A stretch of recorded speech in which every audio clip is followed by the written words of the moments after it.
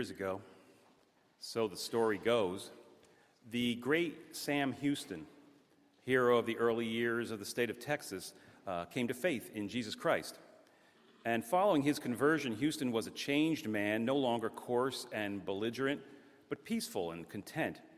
And particularly, many noticed that the once very hard-partying Houston now gave much of his money to the poor and to the needy. When questioned on this change in his finances, Houston's explanation was simple. He said, "When I got baptized, my wallet got baptized too." Has your wallet been baptized? What is the proper role of money in the life of a Christian? How does one make use of money in a way that is pleasing to God? How do we keep money just from ruling over us? This is something of what I'd like to talk about this morning. As part of our annual stewardship campaign that we began last week, our topic today is money. Now, right off the top, as we all know, this can be a very touchy subject to discuss. For most people, the issue of their personal finances is something they want to keep just that, personal. And most especially within the church, this can be an extremely dangerous topic to bring up, what with institutionalized religions, unfortunately well-deserved reputation for being money-obsessed. I mean, outside of the topic of evangelism, this is probably the least popular subject to discuss here. This is the sermon that no one wants to hear, although I suppose saying that is redundant. Right? Anyway.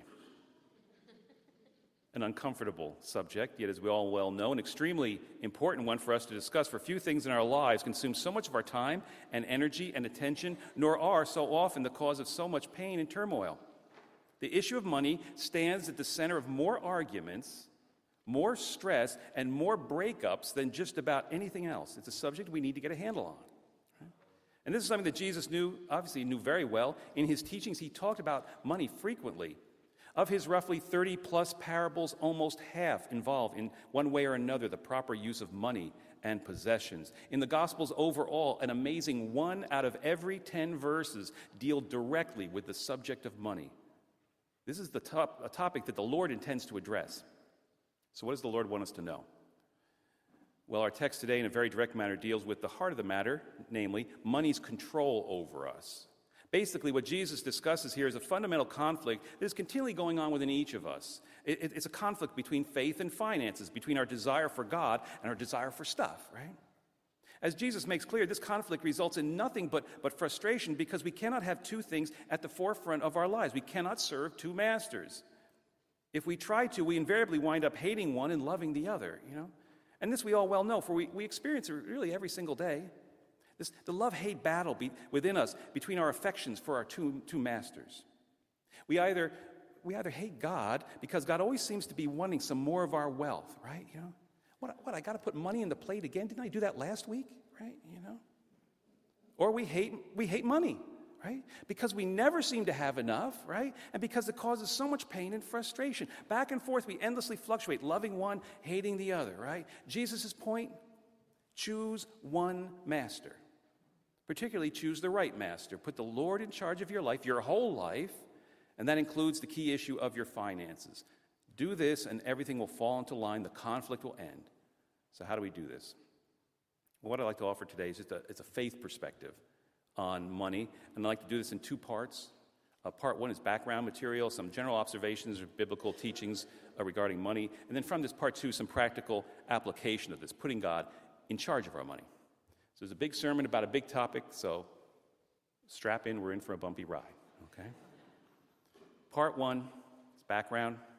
To begin with, it's important to note that biblically speaking, money itself is neither good nor evil. It is neutral, right? Now, you'll sometimes hear people say, money is the root of all evil, but that's not the actual scriptural quote. The actual line is, the love of money is the root of all evil. The danger is not the money per se, it is the love of it, or even better, how it reveals our true love. Simply put, money is neither good nor evil, it's neutral. It is a tool whereby we can either do great things and grow closer to God, or we can do bad things and grow distant from God. And herein lies the first crucial issue, namely, it is exactly within this inherent neutrality that lies money's tremendous responsibility. Because money, being of itself neither good nor evil, can therefore only take on whatever meaning or value the user brings to it. Or to put it another way, money is what we make of it. And thus it is extremely revealing. This is one of the reasons why the Bible spends so much time talking about it, right? Because money, more than just about anything else, reveals the real us. It exposes our true faith, our true nature, what really matters to us, our true love, who we really are. And this is precisely why we so often want to avoid the subject, most especially in church, because we know that our use of money may say some things about us that we just don't want to hear, right? It's like we can say we love the Lord, right? We can come to church every single Sunday, and we can sing all the hymns and talk about all the suffering in the world that we care so much about. But if in the end we don't open our wallets for any of that, what is the true statement? A great Christian once observed, how we use our money demonstrates the reality of our relationship with God. In some ways, it proves or disproves our love for the Almighty more conclusively than depth of knowledge, length of prayers, or prominence of service. These things can be faked, but the use of our possessions shows us up for who we really are. If you want to know the state of your soul, look to your checkbook. It is a theological statement. Some say money talks. I say it screams. If you want to know the true nature, true state of your soul, follow the money. But understand, giving away a lot of money to charity doesn't automatically mean your heart is right, you know? We all sometimes, let's face it, just write a check because that's easier than giving what God may truly desire from us in that moment of our personal involvement in something. Even better, some people giving abundantly do so only to manipulate others, money used, given, or held back as a means to control people, you know. The point isn't simply giving, but how and why we give, you know. In all, if you really want to get right with the Lord, follow your finances. What do you do with your money? Where does it go? You know? If you have investments, what practices do they support in the world? What do you give and why? What won't you give and why? This is who you really are, right? So to begin with, money is neutral. It's a tool that we can use either to serve or to reject God, a tool that strongly reveals our true self. In all of this, though, the next thing that we need to note is that the primary scriptural issue regarding the determination of our right or wrong use of money and our understanding of ourselves is what we give away, right? Specifically, our giving to the work of the Lord. And this leads us into next couple of observations, starting with tithing. You know, the Old Testament standard for giving is a tithe. It's a tithe is 10% of one's income given back to the Lord. It's traditional. Although if you mention this to most modern-day people, even most modern-day church-going folk, they practically pass out, right? What, 10%? Are you kidding me, Pastor? That's way too much. I can't possibly give that. But you know, it's funny. When we go to a restaurant, we expect to tip the waiter or waitress 15 to 20%. Anything less and you're a cheapskate. But when it comes to being asked to give 10% to the Lord Almighty, you think we've been asked to give a kidney, right? You know, we don't even tip God anymore, right? And that's the point. The tithe, it's not some magical amount that if you meet it, you know, it means you're a good person, or if you don't, it means you're a bad person. No. Rather, for the New Testament Christian, the point of the tithe is the idea of centering our financial lives around giving back to the Lord, not just letting that kind of thing just happen haphazardly. And from this, constantly examining our income and seeking to give substantially the portion of what God means to us. That is, the point of this for all of us is to try to give a tithe and then exceed it. It's always going beyond, you know. And we always remember the old saying, adjust your giving to meet your income, lest God adjust your income to meet your giving. You know, Methodism's founder, John Wesley, he lived in really economically uncertain times in England in the 1700s, and yet from humble beginnings, he became so well known that his annual income from his writings eventually reached 1,400 British pounds, or about the equivalent of about $300,000 a year. So what did he do with his wealth? Did he tithe it? No. Wesley went way beyond tithing. He disciplined himself to live on just 30 pounds a year. He gave away all the rest. Over his lifetime, he gave away, and we have a complete record of it. He was methodical. He was a Methodist, right? You know, he gave 98% of his income to charity. He even once wrote to a friend, "If I leave behind me 10 pounds, you and all mankind can bear witness against me that I lived and died a thief and a robber." That is our heritage as United Methodists. In an age of prosperity gospel, preachers constantly saying, God wants you to be rich. Wesley taught a whole other way. He said, God wants your riches out of your pocket and out in the world, right? Now, in this, it's important to note that all our giving to the Lord all this giving is meant to go wherever the Spirit moves us to send it. That is, it doesn't have to all go, I struggle to say it doesn't have to all go to St. John's. Right? And my apologies to the Finance Committee. Right? Yeah. You know, often as a church, I believe we get so hung up. We're so nervous and so worried about our finances, our need right here, and it's real, but we get so hung up on that we miss the whole point. Each person should give as the Holy Spirit moves them. If the Spirit calls you to give to the church, give to the church. If the Spirit calls you to give to causes far across the world, give to causes far across the world, right?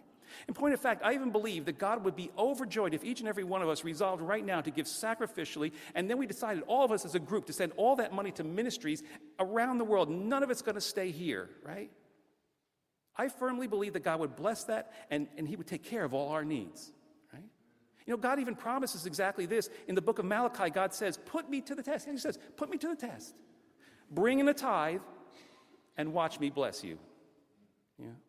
Ultimately, the fundamental issue here behind all of this is the concept that God has provided for our need with such abundance so that we can participate, can share in His work in the world. And that's the issue, that we tend to see giving as some sort of demand upon us. But God is trying to tell us it's a doorway to blessing. It is a gift to us. And this is the last key component of our opening observations, namely that money, specifically giving it away, is a gift. It's a gift from God. Understand, God does not need our giving. It's something I think we tend to get into our minds. I believe we often we know better, but we kind of get it into our heads that God somehow needs our money, like we're doing God a favor by putting some money in the plate. But of course, God doesn't need any of it. No, God knows that we need to give, right? It's like the old saying, it's more blessed to give than to receive. That's not just a pious platitude. It's a fact of life. I mean, think of it this way.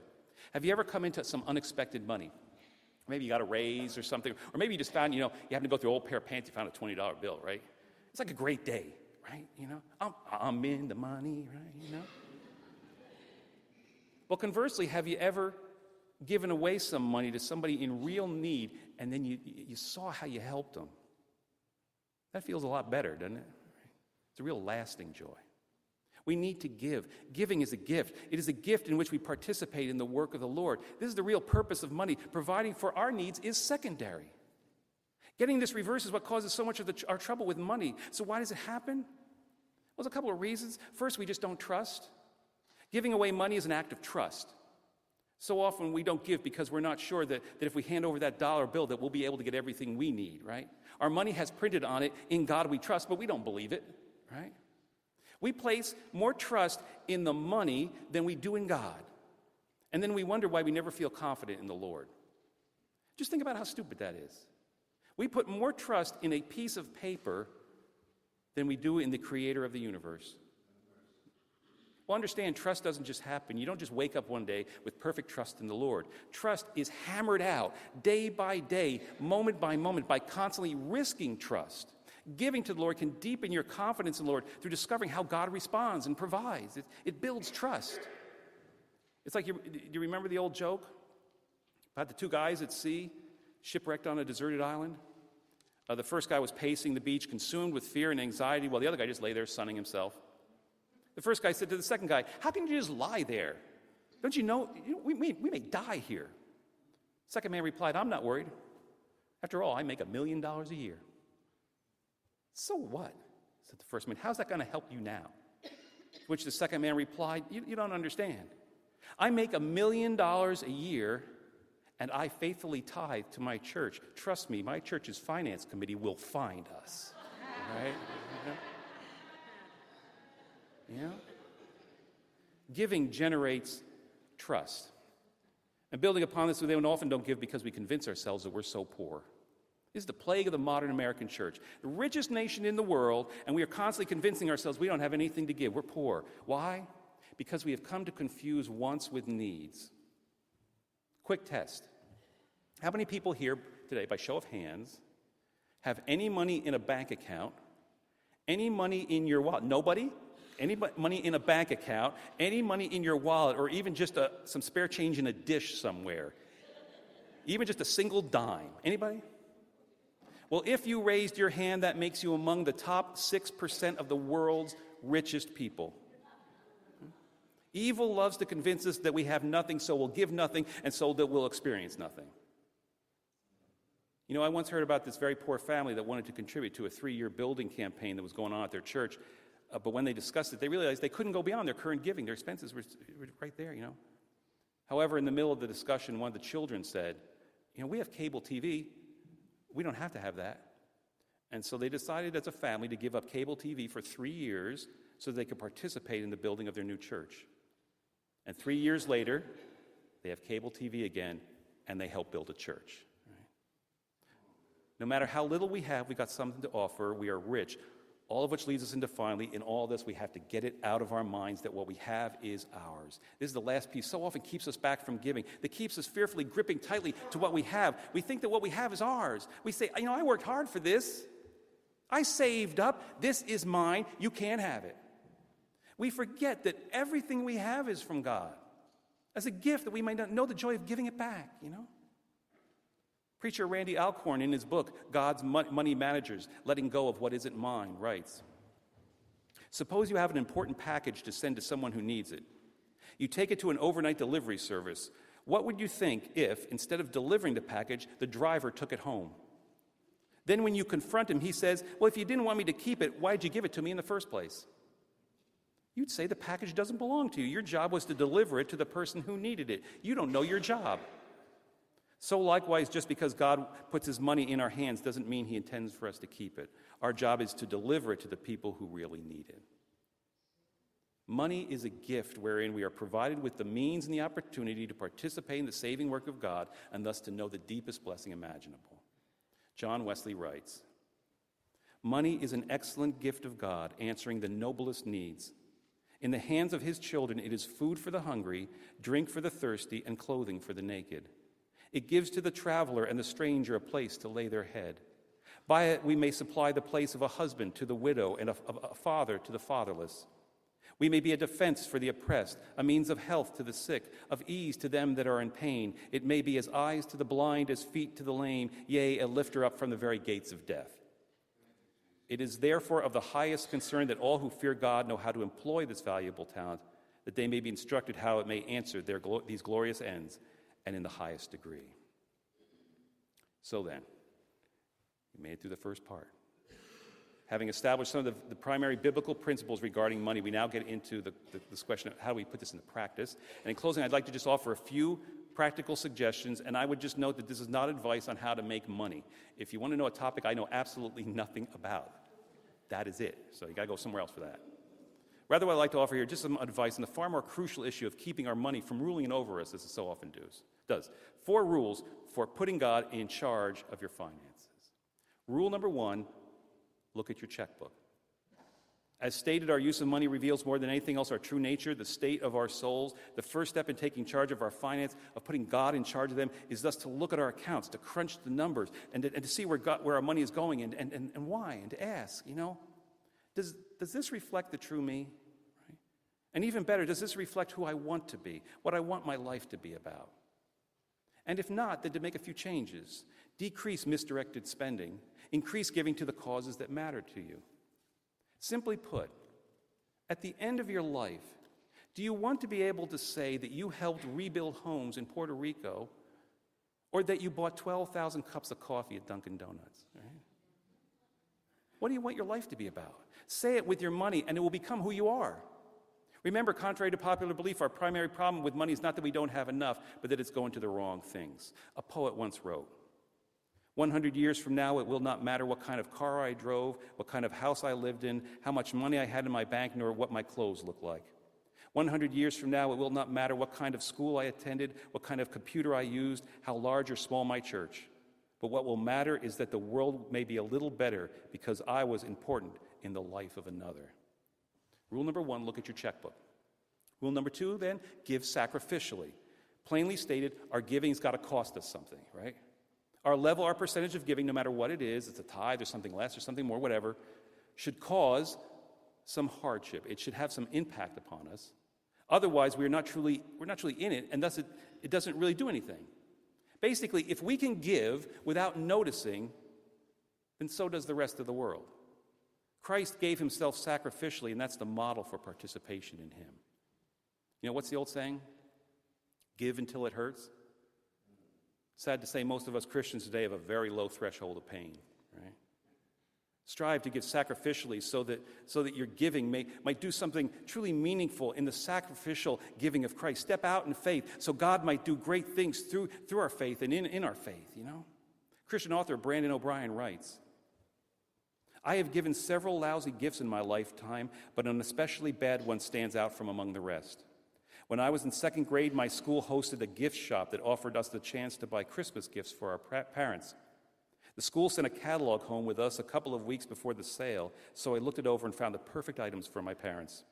On the appointed day, I pulled out some birthday money out of my piggy bank and I headed for school. My class filed down the hall to the room where all the merchandise was kept. I walked in with great intentions. I walked out with a bag full of stuff for myself. I remember vividly that all I could afford for my dad by the end of my shopping spree was a package of miniature screwdrivers, each less than an inch long, attached to a keychain. I felt so guilty that I had skimped. My dad's gift was an afterthought. I gave him the leftovers after I bought what I wanted for myself. What really stung, though, was that Dad displayed these screwdrivers proudly from the rearview mirror in his truck for years. To me, they served as a monument to my selfishness. But as far as I know, my dad thought the screwdrivers were a gift from my heart, and so he loved them because they were for me. In one sense, God is just like my Father. He is always thrilled by my gifts, however meager, as long as he knows they are given from the heart. In another sense, though, God is quite different from my dad. He knows when I've given poorly because I'm selfish. He knows when my gift is an afterthought, a leftover, and such gifts are an affront to him. In other words, God is not concerned primarily with the gift, but with the giving. He is grieved when I give reluctantly from my surplus. But in his great mercy, he celebrates the trifle given at great cost from my poverty and works wonders with it. C.S. Lewis once said, I do not believe one can settle on how much we ought to give. I am afraid that the only safe rule is to give more than we can spare. Preacher Billy Sunday put it a bit more plainly, saying, when the heart is converted, the wallet gets inverted. Rule number 2, give sacrificially. And rule number 3, put God first. And this third rule is very straightforward. Decide what you want to give to the work of the Lord and make out that check before all the others, right? Try not to wait until you've paid for everything, or else, trust me, it will not be there, right? It will never be there. It's a basic rule of life. Our spending always rises to meet the level of our resources, right? If you put God first, everything falls into place. Put God last, there's never going to be enough. Don't give God your leftovers unless you want a leftover faith. It's like the old saying, right? Give God what's right, not what's left, right? Don't let your finances decide your giving. Have your giving decide your finances. One author writes, answering a knock on the door of his African hut, a missionary found a native boy holding up a large fish. The boy said, "Preacher, you have taught us to give at least 1/10, so here I brought you my 10th. As the missionary gratefully took the fish, he questioned the young lad, "Where are the other 9 fish?" At this, the boy beamed and said, "Oh, they're still back in the river. I'm going to go catch them now." Right? Rule number 3, put God first. And then finally, rule number 4, invite God to use your resources.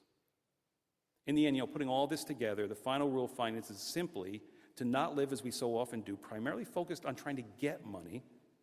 Work to get money, yeah. But in this, focus more on finding some great cause for your money, some great purpose for your money. Some great purpose that calls you to give, that invites your most enthusiastic sharing. And in this, you will find the richest joy of participation in the Lord, an awareness and a sharing and working wonders far beyond your imagination. It's a life abundant. Particularly, let me just say, if you're having financial problems, right? If you're always struggling, you're always worrying, give more money away. I know it doesn't make sense, but it works. Again, our problem is not that we don't have enough, but that it's going to the wrong things. Break money's hold over you by giving more away to the work of the Lord. What's the old saying? Money is like manure. When it's spread around, it does great good. When it's just piled up, it stinks to high heaven. Right? Seek to spread it around more than pile it up. Invite God to use your resources in his work in the world. In closing, reporter Ron Wilson of the San Antonio Express writes, by the time Jackson Rogers turned 10 years old, he had already built a house, not with hammer and nails, but by raising $50,000 for Habitat for Humanity. The young entrepreneur for the homeless said he undertook the project in February when he accepted a challenge from his pastor. My pastor challenged us each to take $100 out of our bank accounts and to use it to do something good to help someone, said Jackson, one of several congregants who accepted the pastor's challenge. The congregants were told to use the money for good and then report on what they did. At first, David Rogers was hesitant for his son to take up such a daunting task, most especially because his son Jackson only had $113 in his savings account. But Jackson was determined. I was discouraging him to volunteer because I didn't know what the pastor intended, but he pulled away from me and ran down there, David Rogers said. Jackson knew exactly what he wanted to do. He wanted to help a homeless family. But he wasn't sure how to do it. I talked to my dad. It took 2 or 3 months to get the idea, he said. What they came up with was a letter-writing campaign seeking donations and explaining that it cost $50,000 to build a house through Habitat for Humanity. And Jackson then wrote a letter in his own handwriting on notebook paper. I used the $100 to buy stamps and paper, he said. I sent out 200 letters, mostly to friends and to family. Soon Jackson's efforts got an unexpected boost. A woman was so touched by his letter that she passed it on to several of her friends and colleagues. Soon people from Tennessee, Virginia, and Idaho were sending in checks. The 170 people who responded made the effort worthwhile, contributing $43,000. When the congregation at First Presbyterian learned the little miracle worker was $7,000 short of his goal, they chipped in the rest. Everyone who hears about Jackson's achievement is amazed, most especially Stephanie Ramirez, whose family will get the house that Jackson built. When the Rogers family came out on the first day of construction, Ramirez was amazed when she learned that her benefactor was only 10 years old. My kids can't believe that a little guy out of the goodness of his heart could do this, she said. And for his part, Jackson has now taken on a part-time job to raise funds for his next project. P.T. Barnum once said, "Money makes a great servant, but a lousy master." Money is such a key issue of our lives. Are you ruling it, or is it ruling you?